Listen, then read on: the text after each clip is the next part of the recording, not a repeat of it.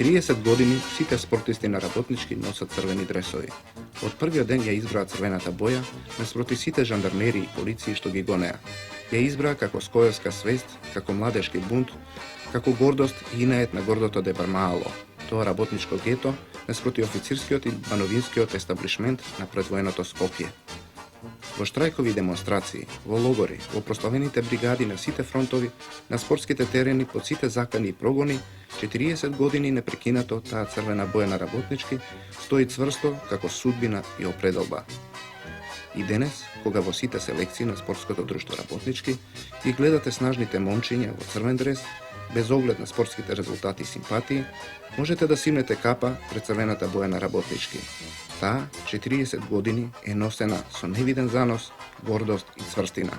Вие овдека сте се населувале, беше од Калјуш најголемата мака.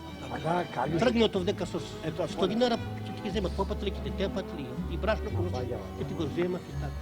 И тоа едно да се каже. А беше што од печалба народи пачалба. Народи пачалба. Овци крадеа, коњи, тока, сек. Ето така. Од тие услови ова мало е оформено. Ништо, никаква помош. Сами си купуја плачави, сами цигли, сами. Па нема Па сме секле цигли, правил, секле правил. Прикол 100 метра. Прво имам игралиште. Овде беше. Тука на Попович не, класот. Ќе направиме Доброволно, Така беше. ќе направиме две стативи, обично од лепи, а од одгора јаже. ќе прави куќа играње некој, фудбал и ќе дадат 10 души у недела. Ќе му направи, за 2-3 дена ќе му направи куќа. Прво да се повремина, прво играме. Солидарност имаше одлично, нема. Со Маџармали играме, со Чаир играме, па даваме. Со Чаир таму многу кал имаш кој игра. Па видиш. Ване му падна, Играме. играше во лево клуб кога. Но се спадна. И Куманово И Сингели. Сингели се сме играле. Кола шпицерска бевме качени. Другаш. Тако беше време тогаш. Нема, треба да знаат тоа, сега го млади дека тоа така беше тоа. Не. А може е пропуст било на што не, може не знаат сите. До Куманово идеме, даваме утакмици, сами си даваме пари за автобус. Така нема. Самите играчи од управата, све заеднички даваме, плаќаме автобус да идеме у Куманово да идеме. Тоа нема се нас кој да ми даваме. Само се државаме. Сами си државаме.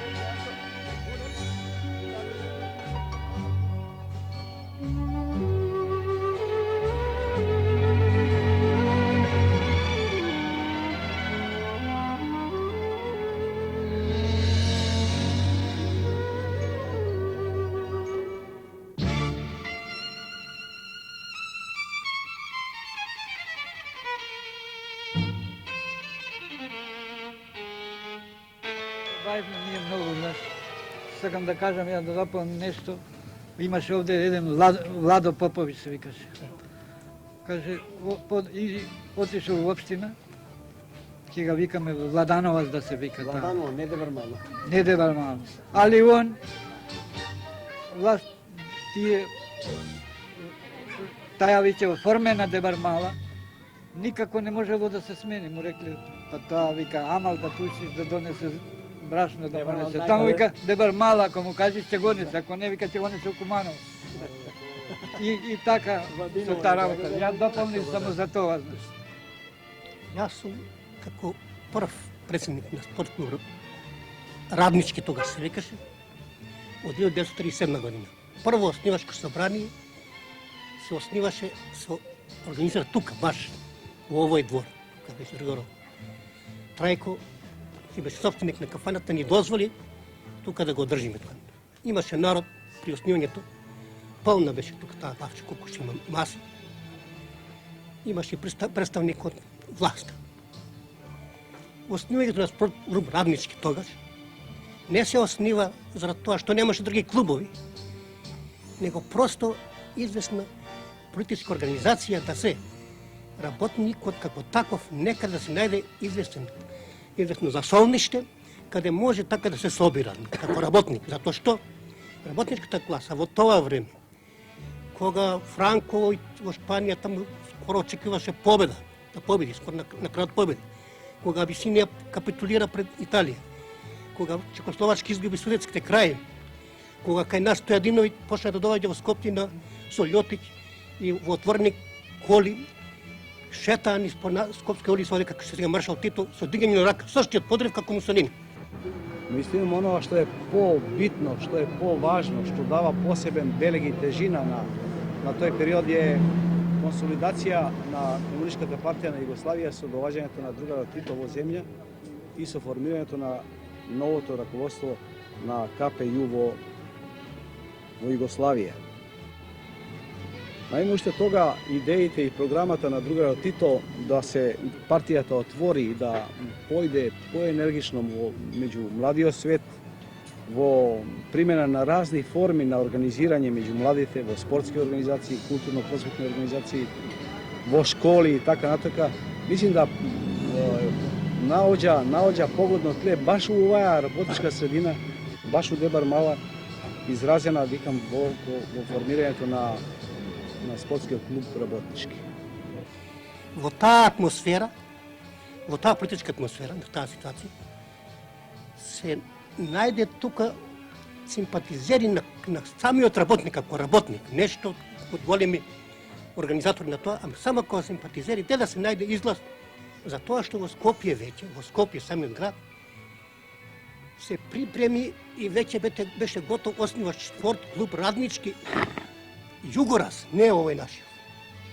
Си направиле тие правила, си направиле купиле дресови, побогати од нас, бидејќи таа русовите синдикати се забрани, а друг синдикат се основа. Југословенски синдикат, ЈРЗ. Они имаа средства и побрзо прилата ги направија и веќе беа готови да ги поднесат да се регистрираат. Известни луѓе симпатизери, како Теофан Вулгаракиќ, што беше секретар во Подсојуз, не информира еден ден бргу до вечера да донесете вие вашата молба за регистрација, иначе веќе овие другиве се готови и ако бидете први ќе победите, ќе добиете регистрација, ќе ве регистрира Белградски физкултурни сојуз, мислам југословенски физкултурни сојуз на Југославија, ќе ве регистрира како прва молба. Ноќно време ги однесавме со Тргор Димкото, правилата и молбата, отиде по 10 дена дојде регистрација. Се одбија молба Југораса, се прифаќа регистрација спортклуб Раднички, начело со нова управа, Александар Таневски и така и другите секретарите. Правилата наши беа прво почеток со 14 члена само. Ќе се вика Раднички, тогаш не можеше да биде работнички, ќе биде дрсовите црвени, тоа меѓутоа кога ме однесоа мене таму во Бановина, тука сега спрема, кај што се гради ова црква саборна, недоградена, тука имаше банско одделение на Раднички. Кој си ти? Шта, зашто, кој е Раднички? Зашто црвени дресови тоа? Не, црвени дресови. Блузи црвени, а пошто има сасака црвено и бело, граѓански има плаво, Вардар бели дресови, Јук там. Треба да се разликуват кај наши играчи. И ништо, после 4-5 дена не натера, како што каже Драгоро Димко, се направија прилата пошироки, не 14 члена, него 70 и нешто. И таму ги ставихме драгосавите црни, само поради тој притисак. Па видите, овде само поред тој работнички што беше, постоеше и културно друштво, така наречено Дебар Мала. Тоа друштво броеше негде околу 25 до 30 членови. Капелник ни беше другарот Лазо Туковски, ево го и сега е тој тука, онда видите остарел, треба да видите. Некои 7 години, 8, сме имале сала во Негуш школа. Салата ни беше дозволена, ние кое време сакаме клучот наш све да се свири тука, да вежбавме, нели, мораш да бидеш вежбан. Една забава да козелиш, мораш малку да се приготвиш па да појдеш да свириш. И у тие ствари. А управата беше каква била вака, јако водач на музиката бев. И ми беше мило помладинава вака да се научи вака и вака. А повише има млади деца што свирили со мене тамо што помагале. Тие многу нешто ќе ви кажат вака пообширно вака, како било, што било, све тоа. И сме свиреле, секој свирел со свој инструмент. И свиреле без пари, а парите што сме ги добијале од матинеи, сме ги чували преку годината, секоја година за Божич, сме облакале по 20 деца на сиромашни радници, мајстори, кои биле без работа преку зимата. Не беше тоа како сега да биде обезбеден материјално или да работи цела година. Те према тоа сакам да речем, овде поред културното друштво Дебар Мала работеше и скоерска организација. Тука беше Дане Крапчев, колку ја ги знам, после имаме шах секција, тука овде баш оваа млекарница ни беше. Сме свиреле у школа бившо Njegош, тамо ни беше просторија. Кај не сме свиреле по куќи, сме одржавале часови и така да ние по свадби, све што сме зеле пара, ниеден не зел пара за себе лично како сега, него тоа се знаело, фонд бил тамо, исклучиво за поправка на инструменти, за жици, за ова, а иначе другите пари све за помагање на сиромашни деца, на овие баш безработни работници. Дебар Мала ние шала, гимназiju основала, јој како то, аман зашто то, јој како то, аман зашто то.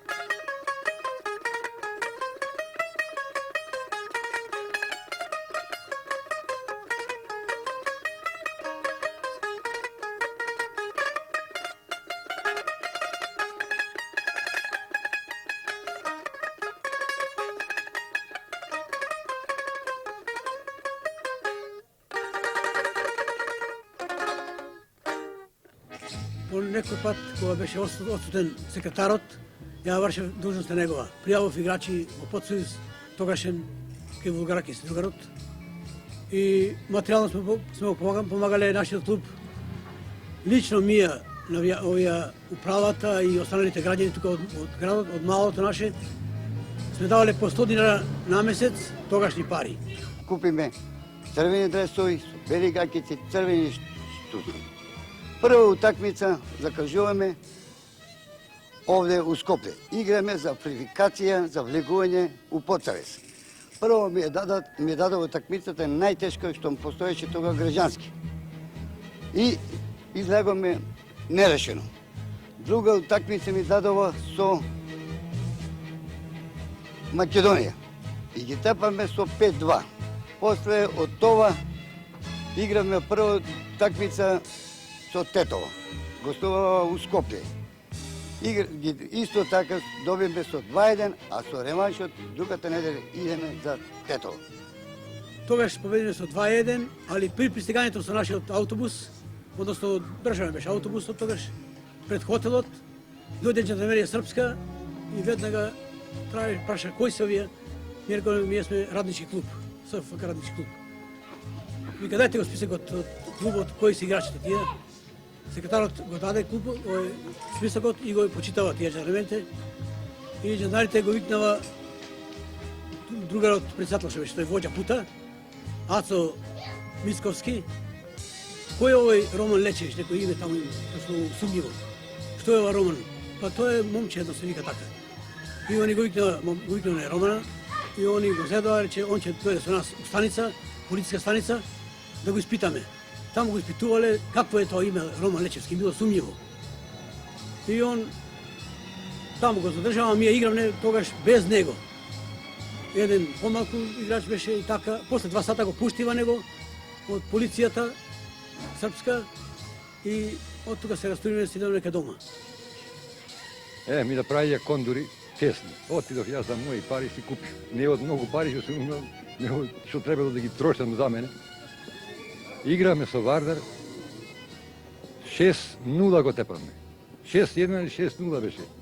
Ние му дадохме 8, а 2 не ги признае, рече срамота, рече судијата, многу ги поразихме. Првите 3 гола ја ги дадов. 2 од фаул и 1 од волеј од десно крило центрира и ја го дадов. После другите дадове, само не ги памтам кој беше. Косто ли беше, Насте ли беше. Тоа беше ужас. Тоа беше еден сиромашки клуб.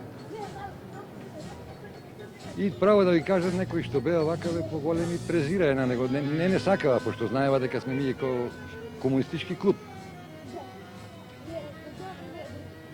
И ние сме ишле карти да продаваме по дуќаните. Некој ќе ни рече, бе, не ме интересира, бе, ти земи карта, па ако те интересира, сакаш дојди, сакаш не дојди.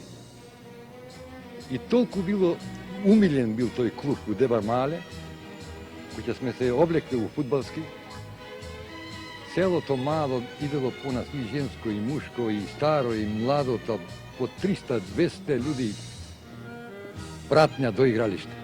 Јас како член на урсовите синдикати, тогаш со другарите Трпевски, Томо Пурич, онда Боро, Дунда, Трпевски исто и тој се викаше, одржававме врски да работнички биде друштво на работниците, претежно од дебармалци.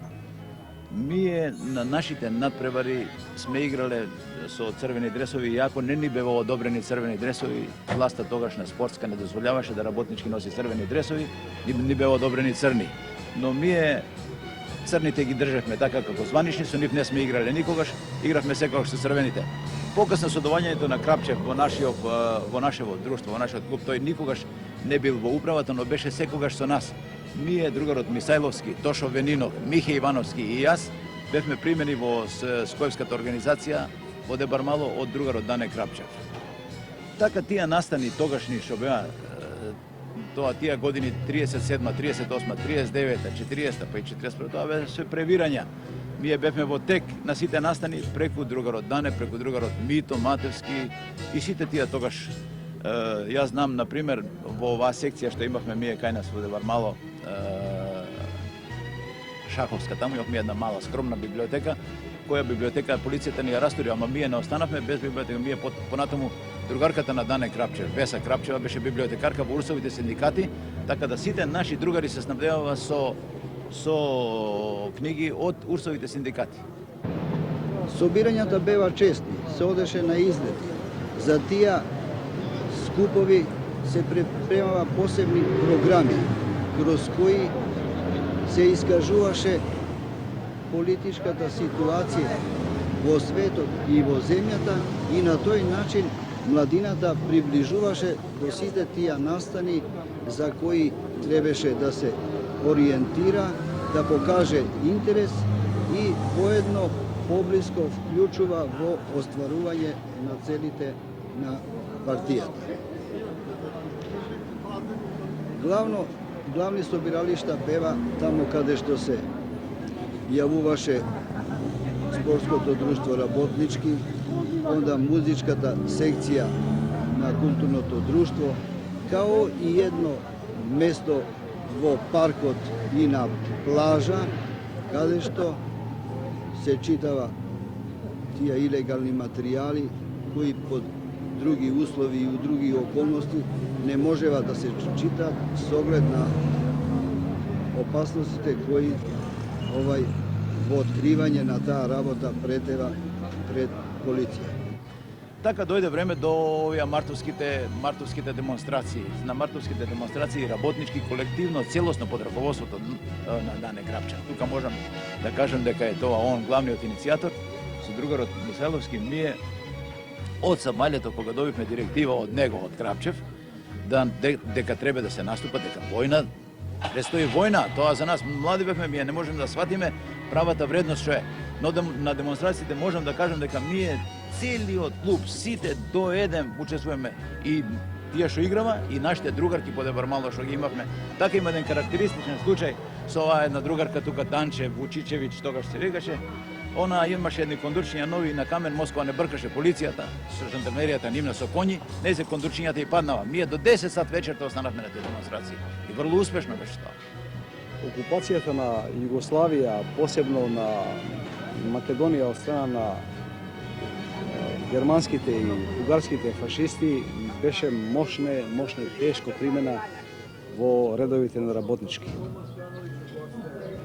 Уште со една од првите мерки на окупаторот покрај заведувањето на власта и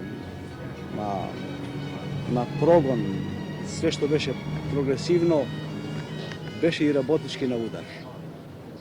Со нападот на СССР, една од мерките на тогашната полиција беше да се клубот работнички забрани. Најдрастично, најултимативно беше поставено да се расформира работнички со образложение да големиот Рајх води борба против Советскиот сојуз и не може никакво работничко друштво да постои. После извршени консултации, ние преку Дамјан Жантев понудивме на бугарската полиција да работнички и дале екзистира. Меѓутоа, ако се инсистира да го смени името, готови сме да прихватиме да играме под име на Слобода. Бугарската полиција прихвати тоа, така да за време на окупација работнички делува као фудбалски клуб Слобода. Разбира се да самото име доста асоцираше на оваа наша Слобода и да изазиваше немир и револт и одушевление кај граѓаните и кај публиката и револт и репресалии кои ги преземаше бугарската полиција и бугарската војска за време надпреварите на фудбалскиот клуб Слобода. Не беше тешко да се определам кај да членувам као фудбалер. Викам тие манифестации, а најзабележително беше сите клубови кои што излагаја, поздравуваја, дигаја раката и ура викаја. Работнички ниеднаш не ја дигна раката. Тоа беше една јавна манифестација која кажуваше нешто. И јас со помош на Пеце, некој си тамо, ме приклучи во работнички. Јасно, кога се уклучив тамо првите денови, уште ми беше незгодно. После, јасно, имаше директиви, на поединци се даваја, јас као нов прислушкувам што се дава, какви задачи, некому се надушко, често пати му даваја летци да протура низ тоа. Мени беше незгодно да барам јас, али сепак прифаќав некои такви ствари. И полека се уклучуев и јас во таа акција, во таа демонстрација. На подрачјето на Дебар Мало, фактички за некои соработници не може да стане збор. Меѓутоа, морам да истакнам да на периферијата на Дебар Мало, баш на улицата во која ја дели Дебар Мало, другиот крај живееше познатиот издајник Мане Мачков. Мачков као еден од носителите на теророт, човек кој ги знаеше луѓето и синдикално организирани и граѓани, младинци и организирани во СКО и КПУ, нанесе големи штети на движењето и во Дебар Мало и пошироко во Скопје. Затоа една од задачите, првите задачи кои по директива на местни комитет дојдова и кај нас, беше да се Мане Мачков уште 1941 година ликвидира. Убиството на Мане Мачков, кое беше подготвувано уште 1941 година и почетокот 1942 година, се изврши на 21 август 1942 година на агалот 29 ноември, улица Дебарца. Во непосредните подготовки и извршувањето на атентатот учествува доста голем број комунисти, али мислим непосредно во атентатот го извршива четворица одважни скојевци од Скопје. Тоа се ученици на Втора машка гимназија, Кочо Митилјану, Ангеле Михајловски, Трпе Јаковлевски и Бранко Фрицкан. Во исто време се формира и ново друштво koje носеше назив Дебарско братство. Во тоа Дебарско братство веднаш се приклучи музичката секција, постојната од културно-уметничкото друштво Дебар Мала. И таа навистина активно учествуваше и со одредена дури програма. Се читава и се разработува марксистички материјали. Под форма дека се одржува, значи, сакам да кажам како тоа изгледаше. Ние се среќававме во просториите на францускиот клуб и тамо можем учиме ноти, на таблата ќе се напишева ноти, а меѓутоа се читава марксистички материјали. Така, уколку би настанала некоја провала, така да речем, онда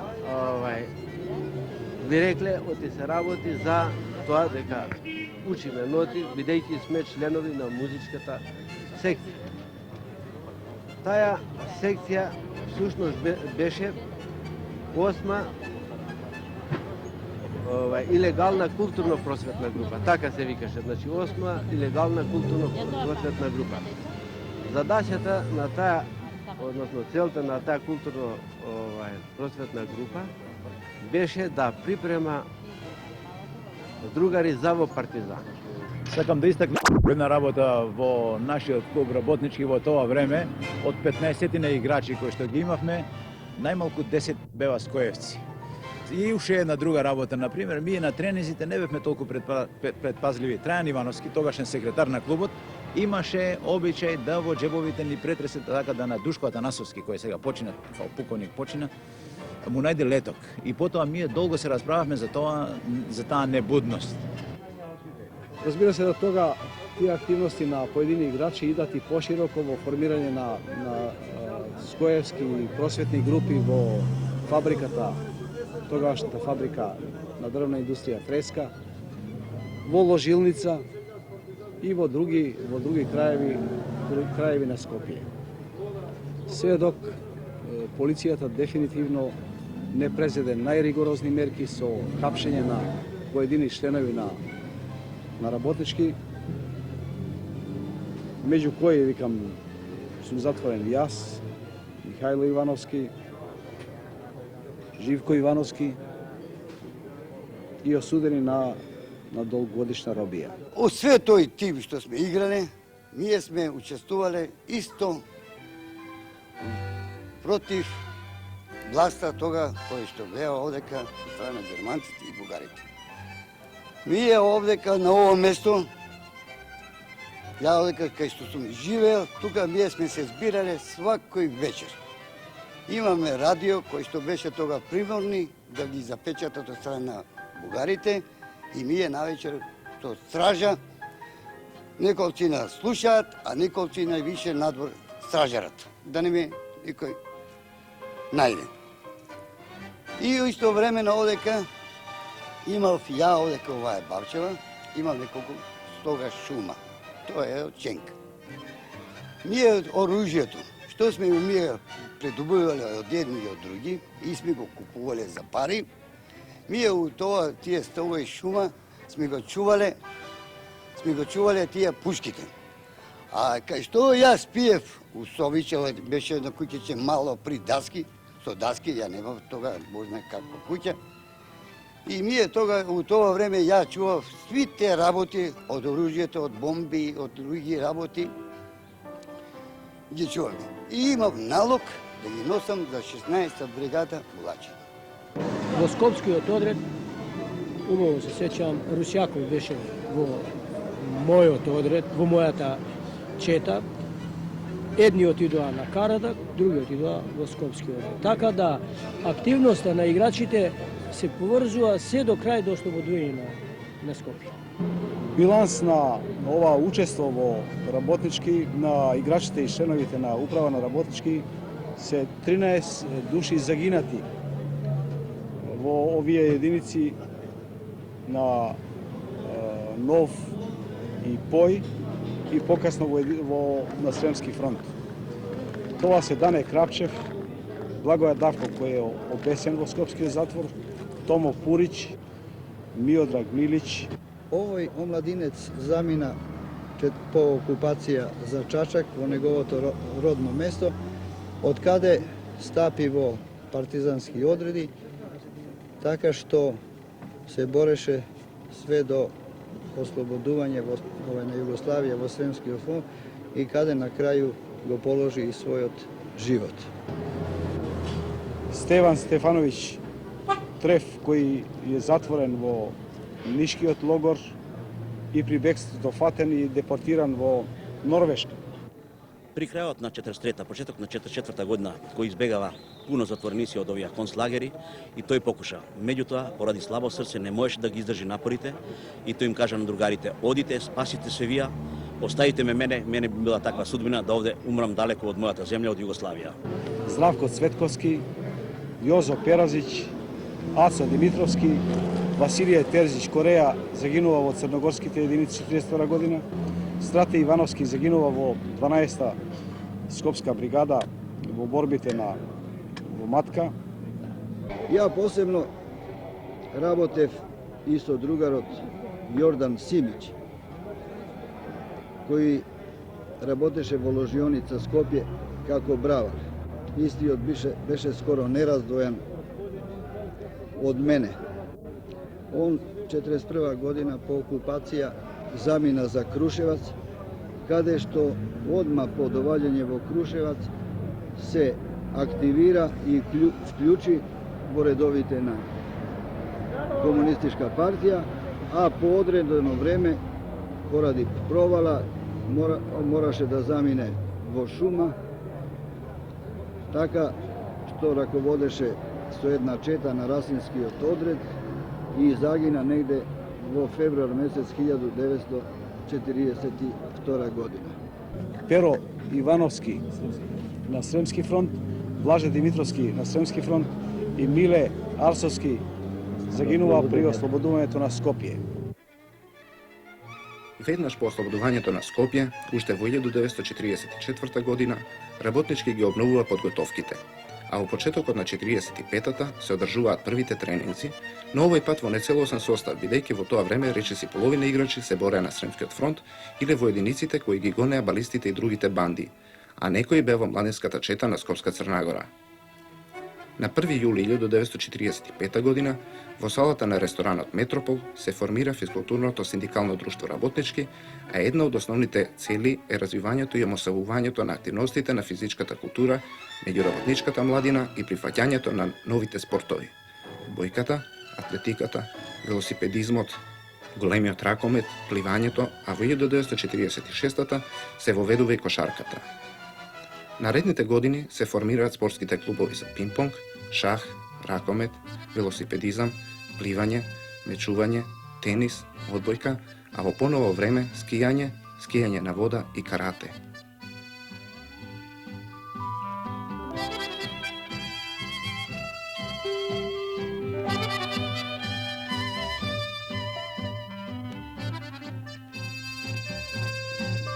И денес, кога во сите селекции на спортското друштво работнички ги гледате снажните момчиња во црвен дрес, без оглед на спортските резултати и симпатии, можете да симнете капа пред црвената боја на работнички. Таа, 40 години, е носена со невиден занос, гордост и цврстина.